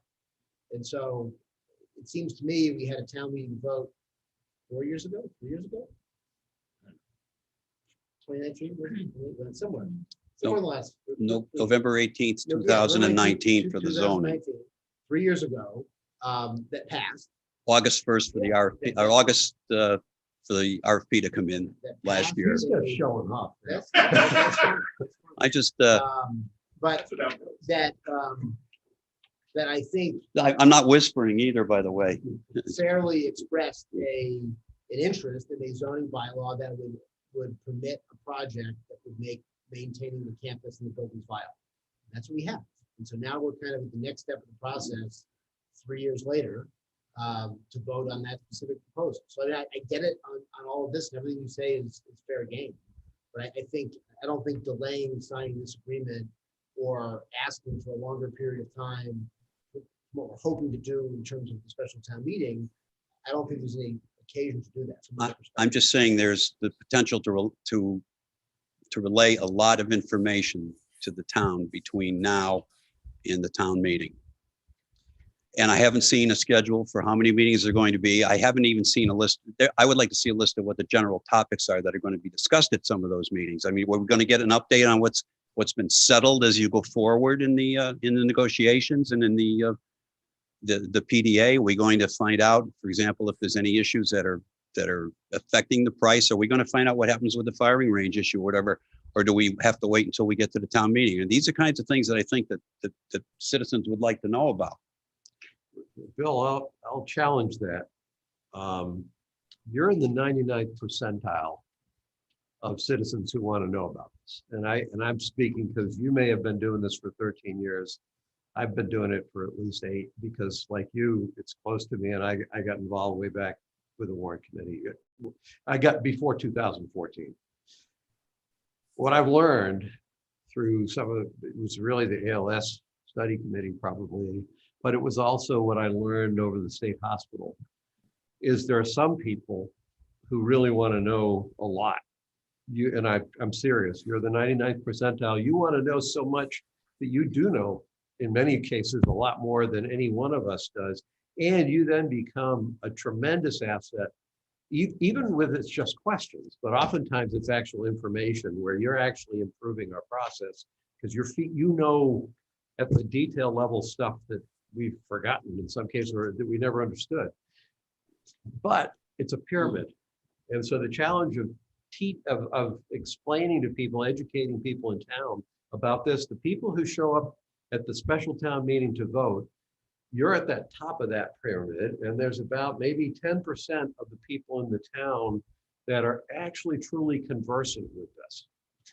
And then there's a bunch of people below that at the very bottom are just people that think it would be a shame if we ever got rid of the state hospital, and we'd really like to see the chapel restored. That's about it. And so they need to hear what we're doing too. So my point is, I hear what you're saying about all the things you don't know about what are we going to hear about how this negotiation is going?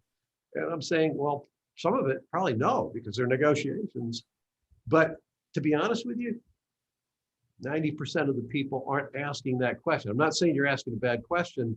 I'm just saying when we as a committee have to figure out how do you prepare the town to have this vote, we have to actually understand the people who are interested in this and at what level their interests are. You have a lot of interest, you put the time into it. So, you know, I think we all do our best to answer your questions and actually to listen to your questions, because sometimes they're really, really smart. Most of the time they're really, really smart. But there's a whole bunch of other people. Can I get can I get a percentage on that? Can I have a percentage on that, please? So 99% in knowledge and. There's a whole lot of other people that are going to need an easier to digest explanation. And I think the committee's the challenge the committee is going to have is how do we do that in a way that the audiences that show up get the information at the level that they want, to the depth that they want. And I would like to see something show up at town meeting that is acceptable, is in the best interest of the town and everything. I mean, and yeah, we all want that. I'm concerned about what the steps are that get us to that. And I'm particularly concerned about the rush of going that, you know, this is, how long did it take, for example, to work through the Hinckley property? We're still talking on that now, and it's been what, you know, a year, 2 years, 3 years or whatever. You went out for a bid in, no, listen, you went out in August for the bid. What are we talking? It'll be less than a year and you will have sold the property for what's probably It'll be 9 years after we bought. No, the RFP was last April. No, the RFP was, well, it was like, the bid didn't come in until August. That's what I'm talking about. So we're talking 4 months plus another what? But I think on the timing, Bill, I think I would go back to what I said earlier, which is if this were something that was a complete 9-degree proposal, particularly, you know, totally orthogonal to what's been proposed already, okay. But this lines up, you know, it's not 100%. This is not 100% what was proposed, but this is in the ballpark pretty much. No, and it's not what was promised either, by the way. I mean, I don't want to dig up the old, this is not what was promised at town meeting. What was promised at town meeting was a vote on zoning, was not a vote on a proposal. Now we have a proposal. Now we're going to have another town meeting for a vote on the disposition, which is exactly what we brought. There'll be another town meeting, another chance to vote. Believe me, Bill, that's what was promised, that there'd be another town meeting vote on disposition. That's what this is. All right. And really, right now, this is just to do due diligence. Because we could sign this agreement, they can go to the buildings 10 days later and say no. Except, right? So, well, wait, that's what we're talking right now. This is due diligence is what, 60 days? Come in and do due diligence. It's 90 So 60 days. days. It's 90 days. So when will it end? Scott, excuse me, Todd, when does due diligence end? Town meeting. It'll end it prior to town meeting. So it could be longer than 60 days. It's what, I think It's 90 days, I would say easily. well, it says 60. I mean, presumably there is provisions to extend if necessary. If, you know, if Trinity were to ask for more time to do something or whatever, but so 60 days from April is what, June? It's 90 days. If this is voted on and passes tonight, due diligence starts tomorrow. I mean, they're lined up and ready to do that. I think the expectation on all parties, even if you go back and look at the RFP, with that, you know, with a preliminary designation in November, you know, due diligence would have begun by now. So, and the reason it hasn't is because this agreement has not been finalized. So, you know, in terms of dates and schedules and when things are going to happen and, you know, which information night will be, you know, held on what date. I mean, we can't start that clock without even a signed agreement. And if this is signed tonight, it's different than if it's not signed tonight. Well, you know, I'm encouraged by the work that Nick has done in terms of putting together the schedule of what due diligence means for the town. I mean, so, you know, so don't think I'm criticizing the work that's been done or anything else. I'm concerned about what happens going forward. And I'm concerned about the information flow. I'm concerned about transparency with what's going forward. And I don't think that's an unreasonable position. So I would hope that the sessions that you're holding, Todd, between now and town meeting will get into some of those issues. I mean, if you've decided on a particular course of action for a particular item that's in the involved in the redevelopment issue. If it's done and settled, I'd at least like to know what it is before we get into town meeting, so we're not seeing all of these things cold. I don't think anyone's disagreeing with any of that. But I have no, at the moment, I don't have a confidence that that's what's going to happen. I'm sorry. The part I can't follow, Bill, is if you're trying to negotiate a final LDA, I can't tell whether you're saying, I'm not. I'd like to know the No. daily report on what progress you've made on No. the issues. If you're saying, I'd like to see the LDA before the date of the special town meeting, that's a totally reasonable request. I'm not trying to do any of that. I mean, all of my comments and everything that I've submitted to date, whether it was on the first version of the RFP or the third version of the RFP or anything since that time, has been to facilitate the final result of the process, to get questions out of the way, to make sure that Trinity understands what the environmental issues are up there, that they're not into an agreement or they're not into doing their due diligence and find something that we didn't know about. There are many items that they wouldn't have known about if I hadn't made the information available that they were there. Some of the environmental issues, some of the issues on infrastructure and everything else. So I have worked so that the town would get a proposal that had as few unknowns in it as possible, that defined what the job was going to look like and everything else. And having done that, I think I have an interest in knowing what's going to happen going forward. I think the town's residents would like to know that this property is being disposed of and that careful consideration has been given, careful negotiations have been done before sitting down at a town meeting with 500 people or whatever, sitting there and getting the details for the very first time. I think whether you agree with what happened to Dale Street or not, that the financial information that was presented as they were going forward was the most I've ever seen any group present. You know, whether the outcome was desirable or not, we at least got that kind of information. I would hope that the committee would make that same kind of information available as we go forward here. I think, Bill, you can be confident that people will make every effort to make whatever information that doesn't currently exist. I mean, there's a vast amount of information about this site, much of which you have generated, developed, and maintained. And Todd, I don't think you disagree with the notion that you want people to be informed before the special town meeting. No, correct. I mean, that's the focus of the next 3 months. And obviously. That's a town issue. That's for us, the town, to deal with.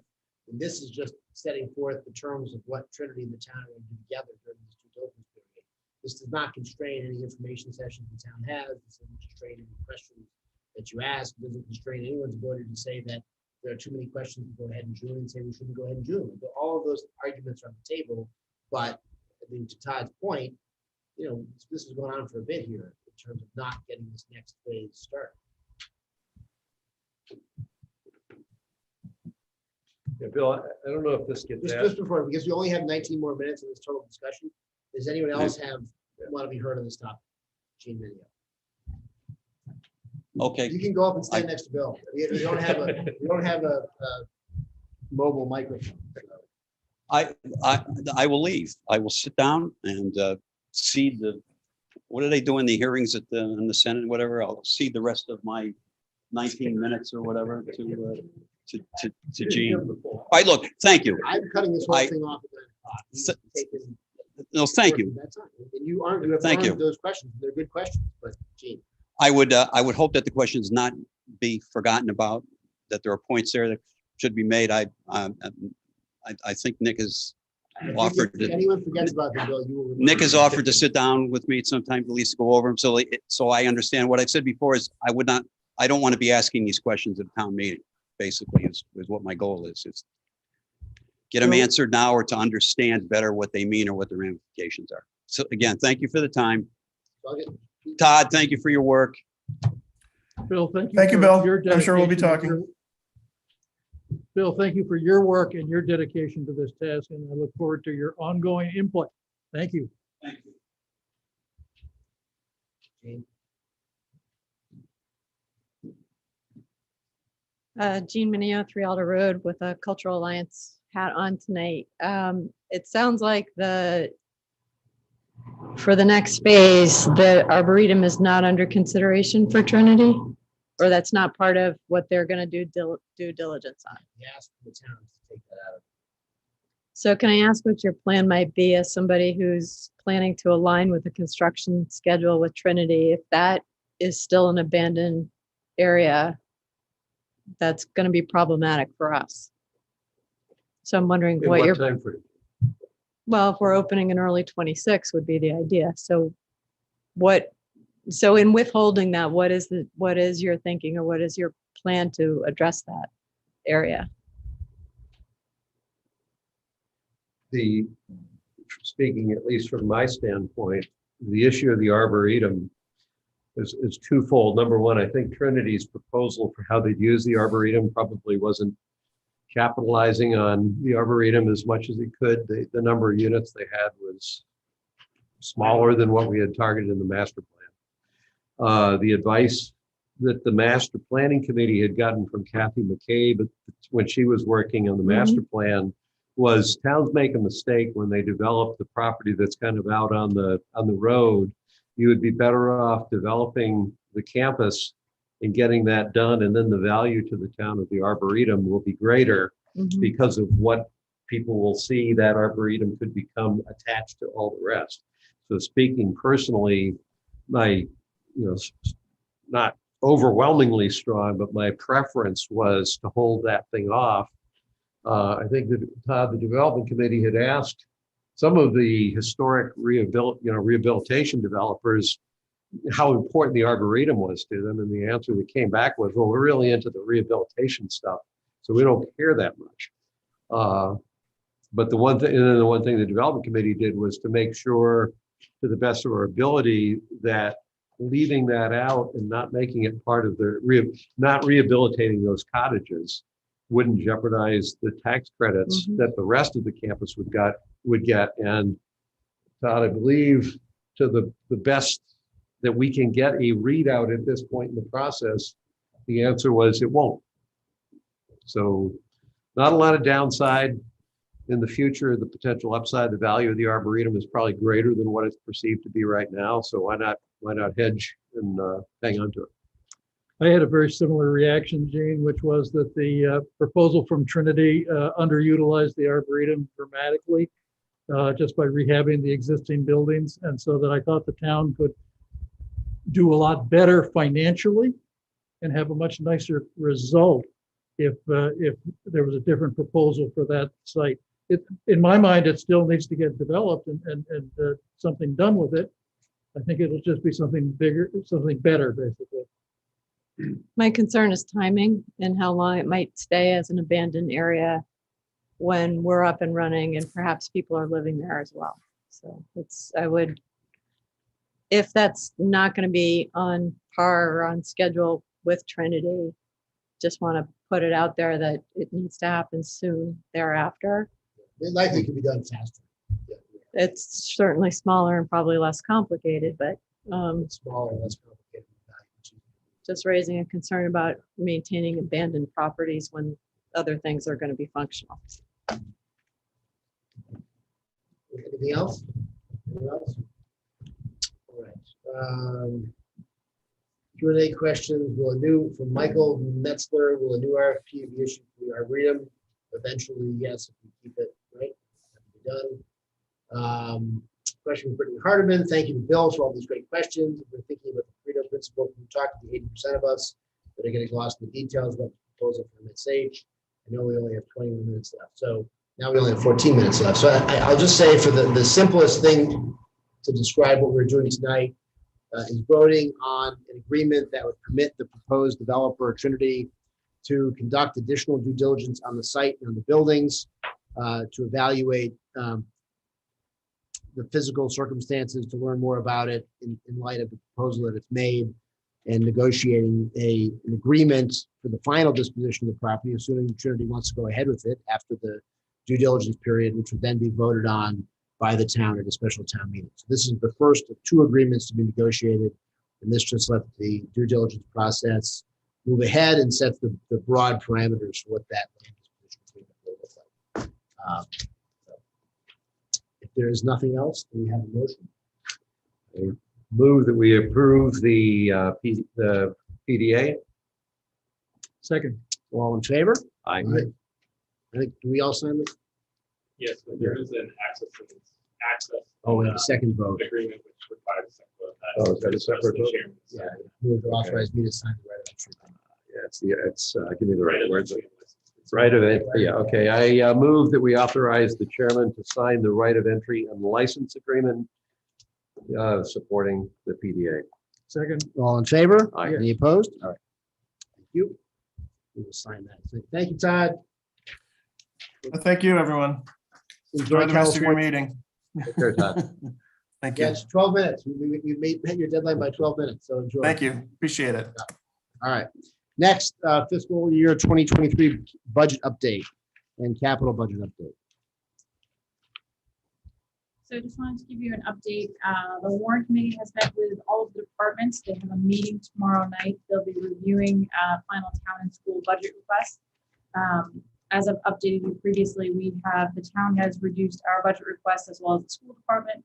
And I anticipate the warrant committee will be balancing the budget tomorrow night, and I'll bring that to you at your following meeting. Balancing the budget, meaning there won't be a gap that has to be closed. Correct. Yeah. We're almost there. We should be finalizing that tomorrow. We're almost there. I wanted just more for informational purposes, just a copy of the capital budget that has been approved by the capital budget committee, and that will be going to the warrant committee for a vote either tomorrow night or their following meeting. And then just a copy for your information of the fiscal year 2023 appropriations requested from the Municipal Building Stabilization Fund.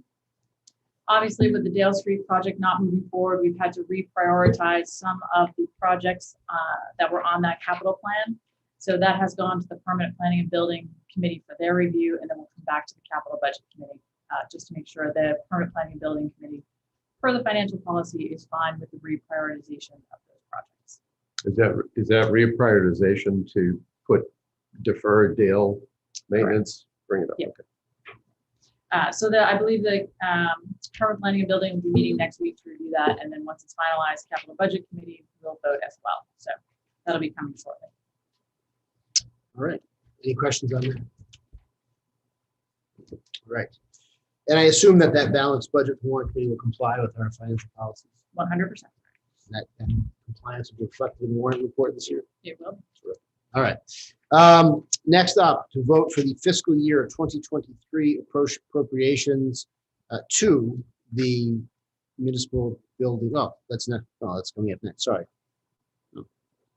All right, we have two of those. Anyway, next, vote to authorize the town administrator to sign the local intel order summary for online economic development tools for a lump sum of $9,600 for 3 years to be paid via the redo grant from the Mass Office of Business Development and 495 Metro West Partnership. Correct. This was a grant that Sarah had received, part of our rapid recovery grant that will do an online database for our businesses. Was part of what we determined during COVID was an issue when we needed to notify all of them and did not have access to all of those that are in town. So it's a great project, and her and Marion are working on that together. Great. The only question I had, did you review the contract? Only because it's not even a contract, I don't believe. I did. It's got 4 pages Okay. of terms and conditions on it, so it's Yeah, something. so just briefly with software type contracts, you have to pick your battles. Mhm. So I looked at 2 and there was nothing horrible, so. That's all I need to hear. Okay. Nothing Okay. horrible. I like that. All right. That's a legal term. Nothing horrible. Nothing Well, it's like, being subjected yourself to the jurisdiction of the California courts or something like that. It's nothing like that. All right, motion. Okay, I move that we authorize the town administrator to sign the local intel order summary for online economic development tools for a lump sum of $9,600 for 3 years to be paid via the redo grant from Mass Office of Business Development and 495 Metro West Partnership. I will second that. All in favor? Aye. Any opposed? Next, vote to appoint Clifford and Kenny LLP for Labor Council Services. Any questions, comments, discussions, concerns? Nope. Nope. All right. I move that we approve or appoint Clifford and Kenny LLP for Labor Council Services. Second. All in favor? Yep. Aye. If they have an agreement you need to sign too, we should vote to authorize that. No. No, No, just a proposal letter.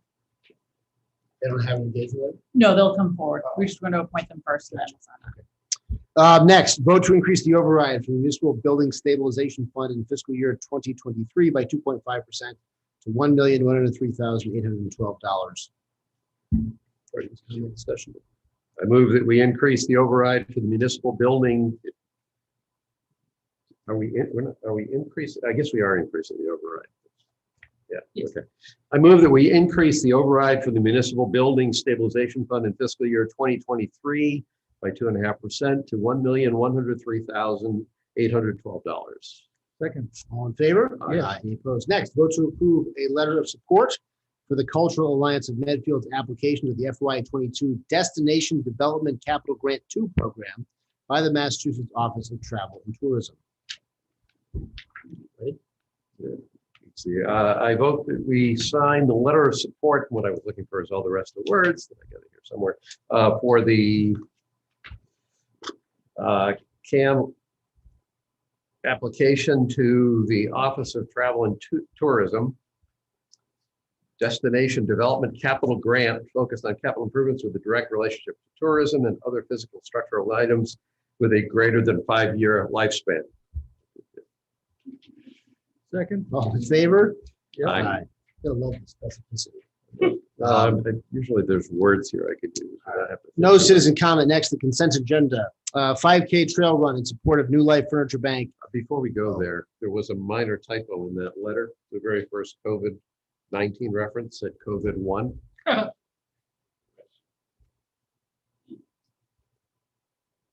I do read those letters. Next, all right.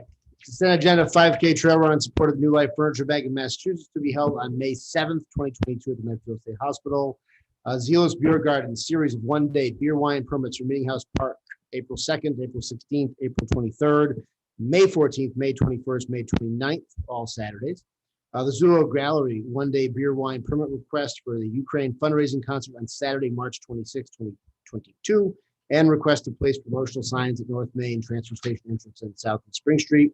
The Souls of Medfield to host the annual 10K road race on June 12, 2022, with the start and finish of the race to be located at Medfield State Hospital. My only question before is that assume that police chief and everyone's approved the routes and all for the runs. Okay. Any other questions, comments? The only question I had on the 5K trail run for New Life, they're planning to park, it sounds like, given how many runners they have, they said they were planning to park in the lot, which I think is the lot where the school buses are. And is that, the only question I have is that actually going to be adequate, and will the buses be there? The buses will be there. The chief's working with them on some alternate parking locations. So Okay. we'll work on that with them. And then one minor, this is not worth stopping anything, but the Zealous request, it said the entire beer garden can be roped off as opposed to will be roped off. It will be. Okay, it will be roped off. Good. Okay. No more questions. Motion. I move that we approve the items on the consent agenda as discussed in detail or read out in detail by the chair. Second. All in favor? Yes. Aye. Any opposed? All right, meeting minutes. I looked at them all. I didn't get through all of them. I got through. Well, how far did you get, Pete? Only did a dozen. Okay. And it sure was fun reading about COVID so much. Well, let's see, I got up through 11:11. 11:10. 11/10/2020. So Christine, I had a question on the May 26th one, which is the one that I rejected last time. I haven't seen anything new on that, so I assume we still haven't approved that one. Right. And the June 9th, when I called up the June 9th one, it said that the owner had put the file in the wastebasket, wherever the internet wastebasket. Well, I kept a copy, but I didn't read it because I was thinking maybe what it was is there was a subsequent version. So I didn't look at June 9th. There were two versions of that. Yes. There were. Yeah. I never. I got puzzled by that too, and then I figured Okay. out there was another I put version. comments on that one. Okay. I think I got it forward the track. So those two are the only two that I haven't reviewed. So Pete, maybe you can, which ones have you reviewed? I'm sorry, were Which you ones are asking you me good which on? ones? Which ones are you good on? I'm just going to mark them here.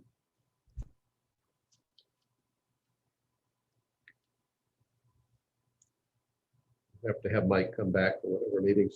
You are free to put whatever words in my mouth you want to afterwards, Justin. Justin, however you say. It's actually viewed as a ministerial act, so somebody can, his successor can actually vote to approve it. Ah, but she's not paying attention. So the, You can go to town, whatever you want to do, make me say whatever you Just say want to do no. when you go. so that in the left column, I have all but the last one. And in the right column, I don't have, I didn't get the March 3, July 13, August 3, August 17, and August 25.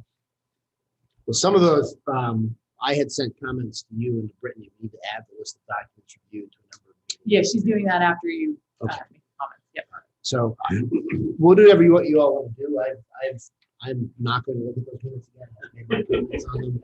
And so you can approve as many as you want, whatever you want. You make the motion, whatever you want to do. So- I'm so done with the Pete- minutes. All right, so Pete, you said you've seen all the ones on the left. I haven't seen June 9th, so I'm gonna drop that one off. You said March? I hadn't seen December 22 either. You didn't see At the December bottom. 22, March 2nd? March 2nd, July 13. These are the ones that I haven't seen yet. August 3, August 17, August 25. Then you're good for September 14th and 21. Yes. All right, It took me forever to read May 26. It was like 21 pages long. well, that's not on the list. It was All like right. a verbatim transcript. Are we ready for a motion? I think we are. I move that we approve the following meeting minutes as revised with comments from the three of us. June 2nd, 2020, June 22nd, 2020, July 7th, 2020, November 10th, 2020, November 17th, 2020, December 1st, 2020 at 7 p.m. April 20th, 2021, September 14th, 2021, and September 21st, 2021. Second. All in favor? Aye. All right. Town administrator updates. I actually have quite a few this evening, so All bear right. with me. First, the baseball softball parade will be moving to May 7th. They asked me to announce that tonight, and it will be officially on your agenda next week to change the date of that. DCAM has started remediation on the laundry parcel at the Medfield State Hospital, so there will be an increase in truck traffic and vehicular traffic up there. So we ask everybody to use extra caution when they're walking up there. Annual town election, as a reminder, is Monday. All voting is at the center at Medfield, and that is from 7 a.m. to 8 p.m. 7 a.m. 6 a.m. 6 a.m. Sorry, 6 a.m. to 8 p.m. The annual warrant committee hearing is Tuesday, March 29th at the Public Safety Building at 7 p.m. If you have any questions about the proposed budget or any of the warrant articles, you're welcome to attend in person or Zoom. You can also submit your questions in advance. And we should have the annual town meeting website up and running by the end of the week. And finally, I just wanted to say thank you to Mike for all of his support, both as a member of the Board of Selectmen and a former member of the warrant committee. It seems like a million years since we worked together on the warrant committee. That's true. Certain snowplow. The first item we worked on together. Yeah. It's been a pleasure and an honor to see the things you've moved forward for the town over these years. I'm incredibly proud to be a part of that. But more importantly, I would like to thank your family, and particularly Emily, who has given you to us for that amount of time. We all appreciate it here, especially at the town hall. So thank you. Thank you. We'll see if she wants to send me back in June. That's fine. We'll take you back. I'll start making a list. Right. All right. Thank you, Christine. That makes you grow. All right. Pete. I would just, Mike, I would second Christine's remarks. It has been a pleasure to work with you for 6 years, and I really thank you for doing this for the town. And I think it's meant a lot to the town, so it has been noted. And that's about it. Eagle Scout Court of Honor, I guess, that all of us went to. Thank you. Yes. Well, I also would certainly second Christine's comments, and my case, both a number of enjoyable years on the warrant committee and certainly a number of enjoyable years here. So it's just been fun working with you. wish you all the best going forward from here. I had two Selectmen reports issues. One, I'm trying to catch up with Jess Riley to start talking about the public hearing. We were going to talk today, but the schedules got disrupted. So I think we'll still be having a meeting to get the public hearing on the 7th in order. And then the other observation to make, the first information item here was the flyer for the Medfield Outreach Survey. Catherine McDonald had sent an email out yesterday or day before. They were hoping to get like 350 responses. I think they were at something like 548. That's a good thing. More is better. And anybody out there, if you haven't filled the survey out yet, it's open until March 27th. And the more they can get, the better it'll be. So we've already had a great response and hoping to keep it up for the next couple of weeks. All right. Yeah, Pete noted the EO Code of Honor on Sunday. I was glad to get one more of those in before leaving the board. It's always an edifying experience. And I think at least one of the scouts, I think one of his merit badges, he had to suffer through the interview to get it. But it's always good to see what a great job the scouts do. It's a great organization. I don't have a long valedictory here, but I did want to just make two notes. First, just a note of thanks to the voters of Medfield for affording me the opportunity for the last 6 years to serve here. I don't take it lightly. It was a tremendous honor and a privilege, and I'm grateful for that opportunity.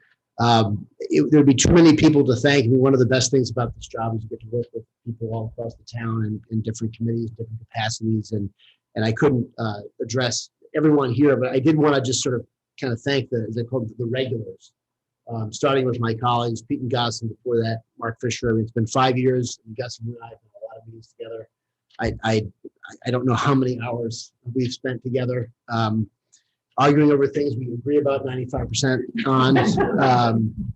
But Pete and you and Gus have both been such great colleagues, and I think one of the things I've appreciated is the way that, we have disagreements, we don't agree all the time, but we don't really carry forward the disagreements to the next agenda item. They last as long as we disagree, and then we move on to something else. And I think this has been a lot of time away from my family, and I think you get into doing it, you don't really realize it, how much time away it was. It was particularly dramatic during COVID. We were doing this on Zoom, and I'm home, but I'm still away, for 3 hours or whatever, from my little walk-in closet, which remains undecorated. But thank you all for that, and thank you to Christine, Nick, and Mark, who are here frequently away from their families at night as well, which I know is a challenge, and I appreciate it. And I do think that of all the stuff we've worked on, the thing that I am proudest of are the people that we've hired and put into position. We have tremendously talented people working for the town who are into this for the right reasons, because they do believe in public service and love the town. And I think that's what's most important. So thank you all to Christine, Nick, and Mark. And I would be remiss without noting just Mike Sullivan, of course, who was a mentor to all of us. And he was here when I started. He was here when everybody started. But I think he sort of set a tone for these meetings, and with the time that we do spend away from our families, it was enjoyable to be here, even when we were dealing with important things, and interest waxed and waned. And I would note the true regular at these meetings is Bill. I think Pete, I don't think has missed any meetings in 6 years. I don't think you and I have missed any meetings in 6 years I've been here. I think maybe you missed 2 over that period of time, probably for some serious medical issues or what have you. But I think they're actually scheduling faults on my. Or maybe like grand opening at the MGM or something. I'm not sure. But for some reason, and it's always good to see you there. And I wish the best luck to everyone in the election, and to Eileen as well. The town's going to be in great hands. And I look forward to reading about what you all are doing and not watching it happen for a while. But I did forget to note the one hearing is on March 29th. I won't be there. The next select meeting is April 5th. I also won't be there. And there's a public hearing on April 7th on the school, and I won't be there either. So hopefully I'll be coaching baseball on all 3 of those nights. So that's all I have.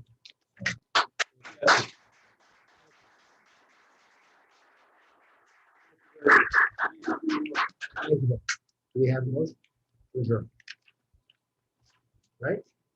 You don't want to set any records? We really All right. I move that we adjourn.